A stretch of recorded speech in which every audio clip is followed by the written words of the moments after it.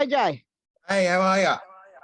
Oh, Bob, I have to use the phone because my microphone and audio is not working on my laptop. Oh, okay. Yeah.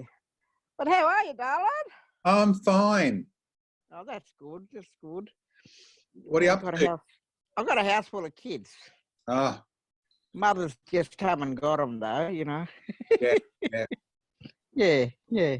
So how are you still, is bars opened, or they just working? Everyone's working from home, or? No, Vasi's open, but I'm working from home.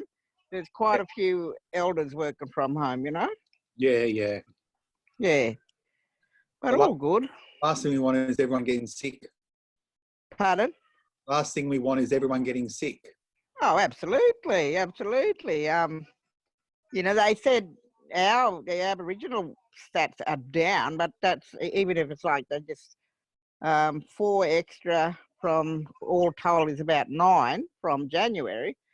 That's still 9 too many. Yeah. And I noticed that there was very little transmission from the Koori community. I know. We too strong for corona. Now, I'm going to let you know to interview Alison too, because she's the founder of GMAR. Okay, yep, I will. Yeah, her and Lydia. But Lydia's more on a campaign ideology.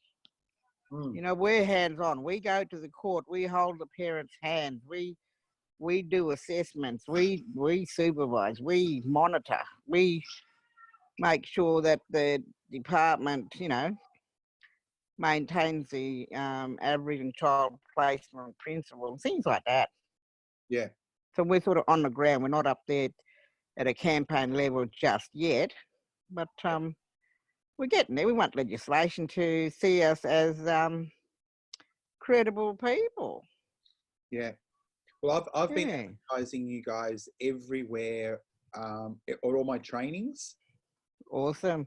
There's a little section that I've got specifically in when I work with families. I've made up a slide that's got your email address at GMAR on it and the phone number. Right. Contact you when you need it. Oh, is that what email address is that, darling? Because there's a confusion with emails. Oh, okay. Let me have a look. It is oops. Rieo. Rieo. RI. Yep. Rio.ellis@gmarvictoria.org. That's it. Yeah. That's fine. What I've advertised. Yeah, because we're starting. I had a meeting on Friday to build a website. Okay, cool.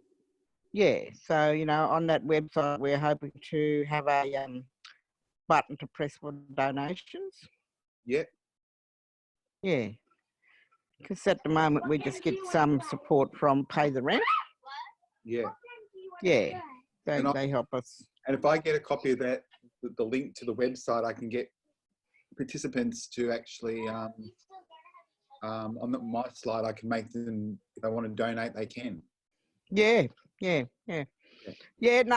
they're getting back to me. That was Friday. We had the appointment, and because my thing was mucking up, I had to email them.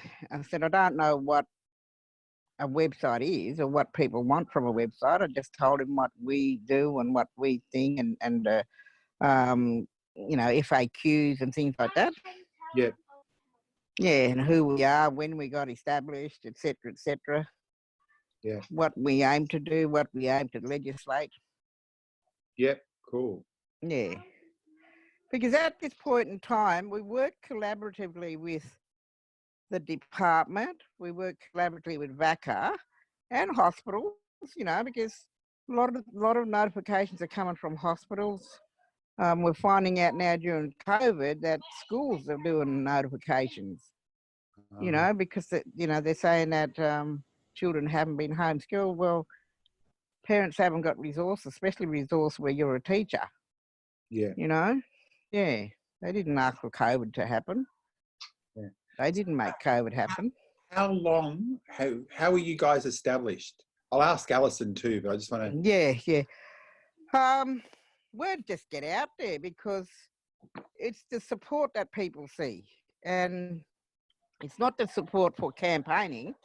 It's the support that people see when we say to the department, oh, well, if you're looking for people to supervise access, we've got some ladies to do that. So what they do is they assess the person, and if they're feeling happy, which is something we have to address too, they'll say, okay, that person's deemed fit.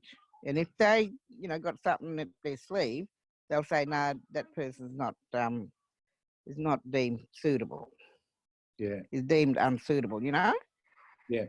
And we say, you're denigrating an elder, you're denigrating a grandmother, Oh, well, when she was 16, she done this. Well, how many years ago is that? Yeah. And I tell them, I say, listen, don't you forget that, Australia has a black history, Yeah. and it just gets you back up, I suppose. Yeah. But it's like we seeded our parenting ways. It's like we seeded our cultural ways, if it's not the right way, it's not the right way. Yeah. Well, I said to Lydia, and I've said to Alison, I'm saying to you too, if you need me to do anything, just contact me. Yeah. Even if I can't get out because I'm being busy, I can review things, I can write things, I can, like when you get the website up, ring me, say, AJ, test it, see if it's working. Yeah, absolutely. There's no point us having a website if people can't access us. Does it make sense? If you want me to create little fact sheets and stuff to put onto the website, I can do that. Yeah. And some people say, oh, you have a little win here, you have a little win there. I said, oh, look, just getting the referral is a win. Yeah. Because it's letting the department know, and it's letting VACA know that we're actually there to try and keep families together. When we go into a courtroom and we see a VACA worker sitting on the same side of the department, we go, what happened here? Yeah. Not every parent is bad. And if GMAR can get families united, why couldn't VACA and the department do that?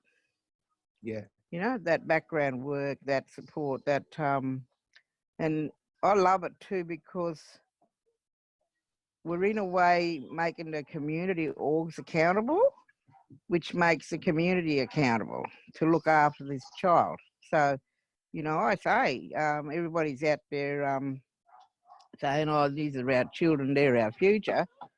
Well, what are you all doing? We've got 400 members and we only got 12 across the state of Victoria that put their hands up to go and supervise, to go and monitor, Yes, we got some that don't get out of their houses, but they will do some writing of letters, things like that. They'll answer phones. Yeah.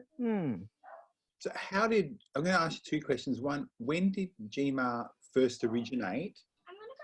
In July 2018. And I'm only speaking of GMAR Victoria. Yeah. I think GMAR New South started in 2014. And I can't speak for Queensland or South Australia. Okay.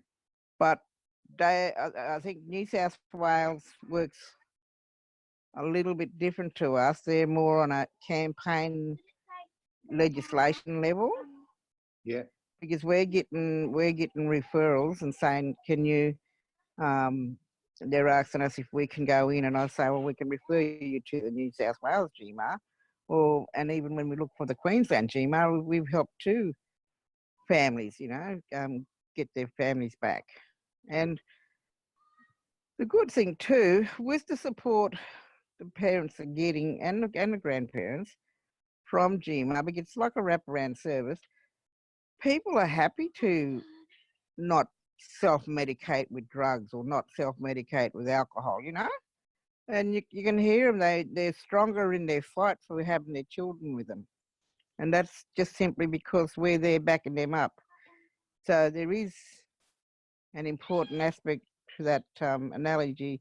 Don't kick them while they're down. Yeah. You know? Yeah. Yeah.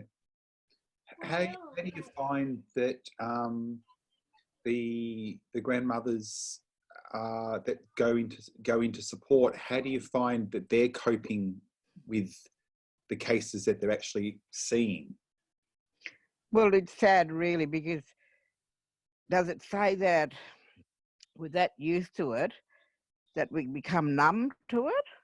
Because I know there's a few times where, because our volunteers, some of our volunteers are not grandmothers, some of our volunteers help us old girls, and they'll go in and they'll do this and do that. But we provide debriefing. If they have to see a psychiatrist up in the country, we'll pay for that through pay the rent. Okay. You know, it's $90 an hour, and sometimes they're $120 an hour, but it's still self-care for our volunteers. Yeah. Cool. Yeah. Doing a big job, you know? Yeah. Because that's something else I do. I can provide, being a mental health clinician, I can provide some of that as well. If you just throwing it out there. Well, that's right. We should put you on our little database. Yeah. I remember you saying that, darling. You know how you got that what do you call it? Done all them courses and classes and stuff. You know. Yeah, I'm a social worker and I'm a nurse. Yeah, that's good. Yeah. And like we want to say out there too. Okay. And this has happened. They've gone out to a person's place with police at 11 o'clock at night, and bang, that person's rang me, or that person's rang someone, someone's put them on to me. So I'm there talking over the phone to the department, I'm talking to the police, and they were really happy to know that GMAR is involved. Yeah. And they said, oh no, we've got no concerns now. I said, well, you looked through the house, and they said, yeah, look, it's just, there's clothes on the floor, baby might fall on it. I said, look, if anybody has more concerns about this baby, is the parents, not you, not me, not anybody else. The parents' concerns about this baby. You know, the best interest of this child is from the parents. Yeah. You know, yeah. Are you finding that there's more notifications coming through, not referrals, but more notifications with the department around Aboriginal kids than ever before? Yeah. And what making me more wild is they don't stop during COVID. Oh. They do not stop. Like, they'll go in and take the child, and then the parents want to have access, and they'll say, oh no, this COVID thing. I said, no, all lawyers are saying children got to have access. All lawyers are saying it's said on TV, it's said everywhere, you know. And I said, and you're making us look incompetent and thinking that we won't take precautionary measures. Yeah. You know, I said, but what does COVID, are you all immune to COVID? All the workers that go in and take children. Yeah. We worked with a child being taken from a hospital 5 days old. And we fought, and mum got it back when she was 9 days old. Yeah. You know, breastfed and everything. They don't see that. They don't see, like, their biggest thing for taking children away is because the child may, they should have had that in capital letters, may be at risk. I believe that's every child in Australia. Yeah. Not just Aboriginal children, you know, and then they're not addressing, it's like transgenerational trauma is a myth to the department, because when we say it, they don't seem to care. No. So, do you think the stereotypes and things are changing with the department, or you think it's still exactly, nothing's changed at all, really? Sometimes we hope things are changing, and that depends on the worker. You can see a good worker that's, you know, that can see that the family's doing really well and they're trying and all that. Then you have an overzealous worker. And then they listen. Then when you meet that overzealous worker, beyond that overzealous worker is an overzealous team leader. Yeah. So I say, I don't want to talk to disease. I want to talk to the doctor, please. So I go to the area manager. Yeah. You know, and I say, the these things have been put in place, why is this making this family look bad? Not all Aboriginal parents are bad. Yeah. You know? And yeah, it's history. They look at the person's history and I go, don't you believe that people change? Yeah. You know? We even sat in the moral court, Bob, and one of the lawyers for the department saying, oh, one of the elders are telling Naomi not to put her hand up so her baby can go home. I think it's a ploy. Well, we did say that. Don't put your hand up so that baby can go home. Well, the judge, and I was going to get the page for the transcript, said, oh, well, I won't have anybody, political parties in my courtroom, and I don't want to listen to anybody who's not party to the proceedings. I'll have Naomi in the courtroom tomorrow. That was the babysitter. Yep. And she was GMAR. And she said, yeah, I listen to my auntie because that's law. That's our LORE. I listen to her. Yeah. And what's wrong with not putting my hand up so that baby can go home? We see that baby's fine, that mum and dad are complying with all the orders. But for that judge to say that, it was horrible. Yeah. Yeah. How do you balance your time at VARS as well as your time with GMAR responsibilities and duties? Oh, it's awesome. They'll give me a day a week, VARS will, or an hour a day. Okay. So as a GMAR volunteer, I get those people to come and see our drug and alcohol counsellor. I get them to come and see our counsellors. I get them to come and see women's and children. I get them to come and do women's health check or a male health check. So it's still feeding into VARS and it's still for good health for our clients. Yeah. And sometimes we have people get referred to GMAR, they're not clients of VARS, but that's okay. VARS loves it, you know, and that's VARS' contribution to, you know, keeping children out of in-home care. Yeah. So how many volunteers do you guys have? At the moment, we have 11. We did have 12. Yeah. Yeah, Naomi stood down for a while because she's going to Rockhampton, so she might become a GMAR up there in Queensland. Okay, good. Yeah. But prior to COVID, we planned to go to Chuka. We planned to go to Warrnambool, Horsham, Robinvale, Mildura, and that's invitation by community elders. Yeah. And we also got an invitation to go to Swan Hill Department of Human Services from one of the workers. She said, you know, I heard GMAR's really good. I'd like you to come up and speak to our workers. You know? So I said, well, when we get time and when COVID's finished, we can do that. Yeah, this COVID thing, there's no end to it at the moment. I know. It's driving me crazy. But look, I'll become a better chef. I'll become an engineer. I'll become a plumber. You know, oh, bloody hell.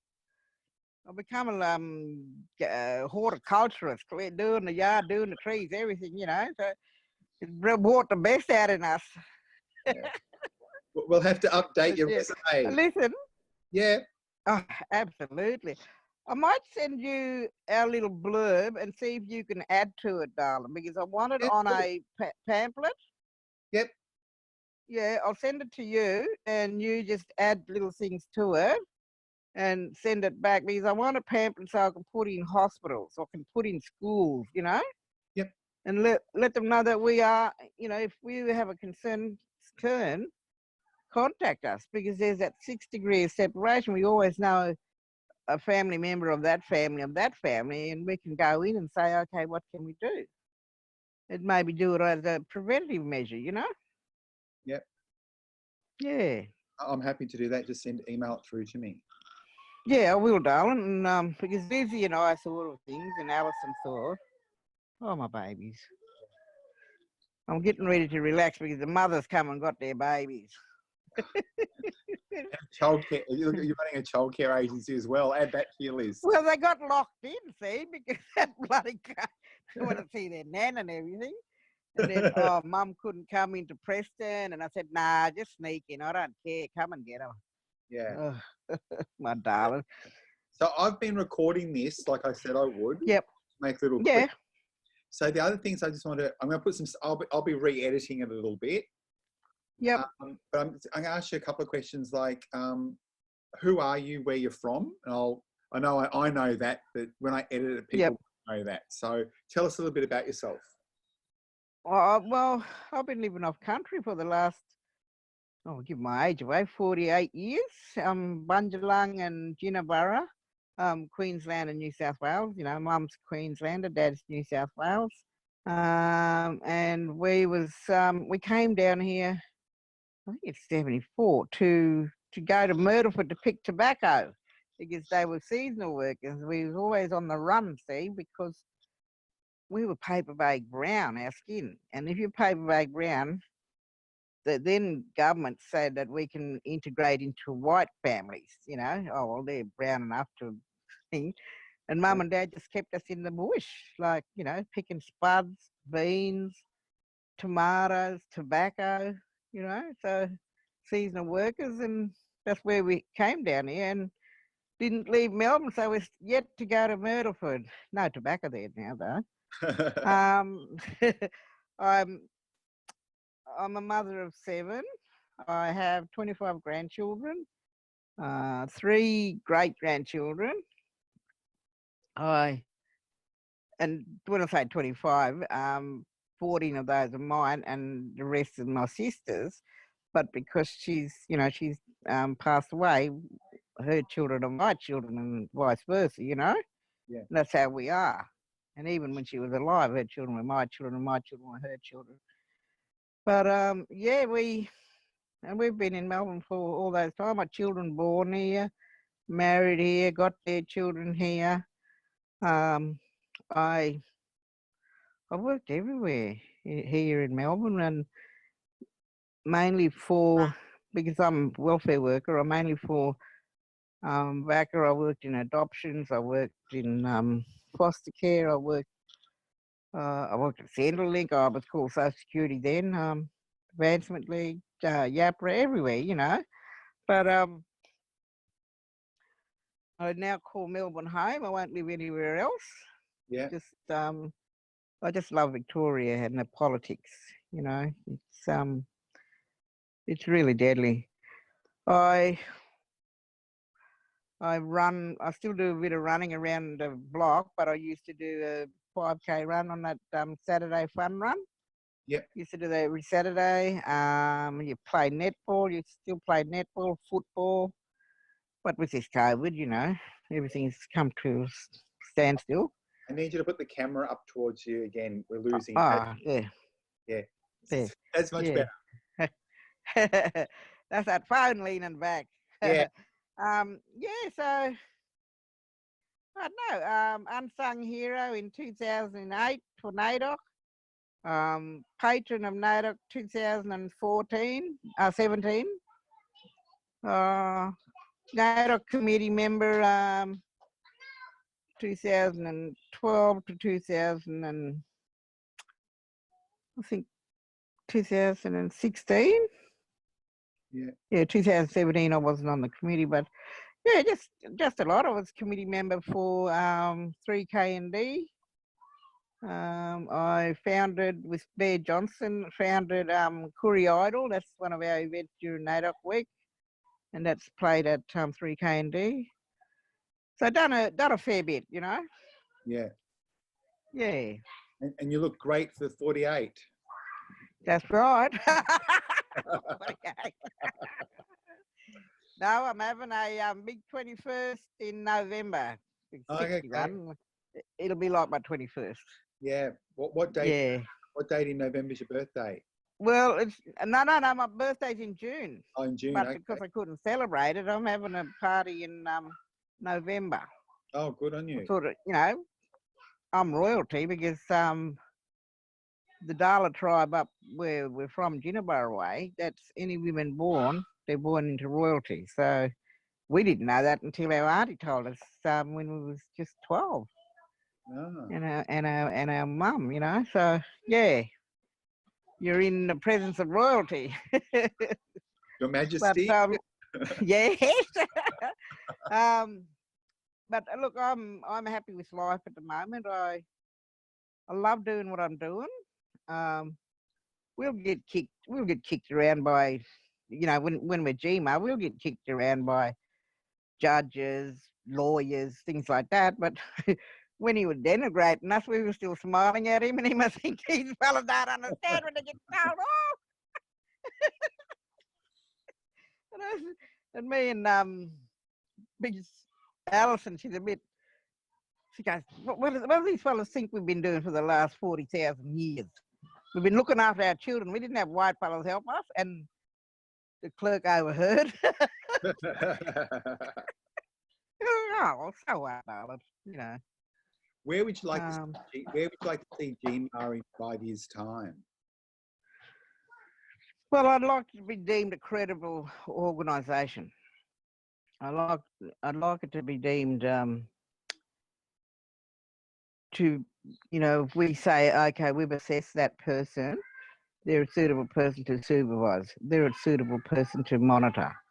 We've gone in, we've put in everything in place, and that needs to be seen as acceptable for the children to return home to mum and dad. And whilst that happening, we keep maintaining that support, popping in, having, you know, being the auntie that we are, you know, because some people don't even have family to represent them, you know, or they don't want to because, oh, these fellas asked us questions and I was driving without a licence, you know, 5 years ago. So they get questions about that. And a lot of people don't want that kind of intrusion in their life. Yeah. And we say, look, if the person's not charged with child sexual abuse, there's no charge of child malnourishment, no charge of child physical abuse, you know, why are you deeming them unfit? Yeah. You know, and I'm talking about the actual person they want to assess to be a carer, to be a foster parent or whatever, or even the person who wants to have their child back. Now, they're all saying that, oh, alcohol and drugs is why our children. Well, no, we have a lot of clients that are not non-drinkers and non-drug takers, and the next thing they're asking and they're questioning the parent is their mental capacity. Yeah. Even they're getting a lot of good letters from our psychologists and all that, and psychologists are saying, I don't know why they're treating this mum like this or treating this dad like this. That they've got the capacity to care for their child, you know, and that's come from professional psychologists. Yeah. But the department keeps pushing, and I do ask, is there money in keeping children away? You know, is somebody getting paid to go in and say, we'll take that child? And we notice a big difference in non-Aboriginal carers and their payments and the support they get to kin, family caring for family. You know, like, say a grandmother will say, oh, well, I'll put my hand up to care for that child. Well, they will get a low amount of money for caring for her, whereas a non-family, non-Aboriginal will get more money. Yeah. So the disparity there, we don't know why. Yeah. Or the difference, you know. So there's a lot of things there to be questioned, and you can see it's not right. It sticks out like a sore thumb, you know. Yeah. And then I don't want to. I feel like saying to the judges, you know, well, you say you don't want political agents in your courtroom. You're deeming us that simply because we're black. Yeah. Black, you know? Black. Yeah. Black and the fact that you speak out. Yeah, absolutely, you know. And I think he should be proud that there's people there to support a family. can you just get out of my room, bubbas? You all run around, no shirts on. Yeah. Yeah. I don't care about Waka. I'll edit that bit out. Yes. Oh, my little honeys. But yeah, be good getting Yeah. I guess Alison. But that's what we do on the ground, darling. And yeah. No, that sounds fantastic. I said to Lydia, she's our political voice, but there's nothing being done. Really, what is being done? You know, Yeah. so I want to look at what can we do and how can we send things and make it legislation, you know, because VACA's not being respected as much as it should be, you know, insofar as, well, the young workers there, some of them are really good. Some of them are my nieces, and I hear DHS workers bully them and talk down to them. Yeah. You know? So some programs at VACA are good, but then to be referred to those programs, DHS got to do that. Yeah. DHS has got to, like child protection, they got to say, oh, well, we'll refer. Otherwise, if they don't get the referral, they don't help the person. And again, can you just get out, you fellas? I'm in a meeting. Can you, Ray? Get out, Nanny. No, you don't. Go to your mother. See, I'm in a meeting, look, with Uncle AJ, Nanny. Yeah. Hey, look, Nan. Hello, Uncle AJ. Hello, baby. How are you? So he's saying, how are you? Good. That top, I have to cut off her. That's her favourite top. I have to cut it off. It's gonna, you know, she won't take it off. Yeah. Little dolly. But yeah, that's I want to see us as credible. I want to see us as I don't know. We're saying we don't want to get incorporated because we don't want to work on that legislation. But it might be a good thing because philanthropic, because it costs money to get good fine silk, you know, the lawyers. Otherwise you get pissy ass lawyers who, if I don't trust them, you know, win or lose, they're still going to get paid. Yeah. So some you see they put in a good effort, you know, and look like they, you know, working for their client. Some just say, oh, go with what they say, go with it. I go, no, wait a minute, aren't you on their side? Yeah. You know? Yeah. So they're all crooked, as far as I can see. Yeah. But yeah, I got a AFLDM at 3:15 today. Yeah, cool. I'll talk to you for another 5 to 10 minutes, then I have to go too. But yeah. I've just been asking people some other questions that I've been breaking down into little clips as well. But one question is, how do you define an elder in community? I don't know, darling, because I define an elder as somebody I will call auntie. I don't believe I'm an elder, you know. I still feel like a 30-year-old. I wonder where he is. Yeah. No, you know, I do all these things and I'm still roaming around. I mean, it has to, you know, I think it comes with respect. It has to be bestowed on you, not, it has to be earned, you know. And in the word itself, an elder, you can't be a self-appointed elder if you have some and they're under 50, you know. Well, I maybe I'm old and an old girl at that, but 55 and over, maybe that's an elder. But under that, no. Yeah.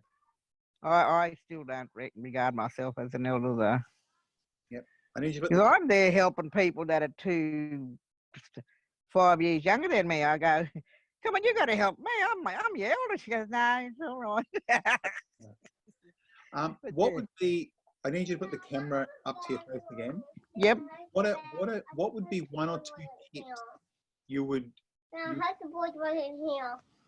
Okay. Can you just wait? Yeah. I wish the boy wasn't here because they wreck on your plants. Do they wreck our plants? telling her to get out of our garden. We got visitors and they're going.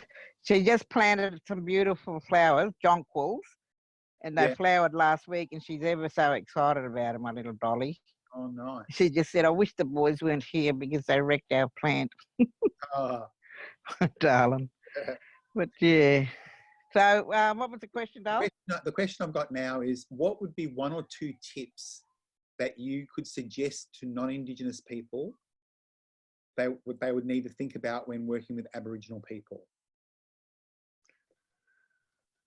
Oh, they need to look at Australia as non-terra nullius. You know, they need to look at First Nation people or Aboriginal people being the first people here, and have a full understanding. You know, we're not here to say, "Oh, get off the land that you bought." Just have respect for us and have that respect. It's being white is not always right. You know, and we don't.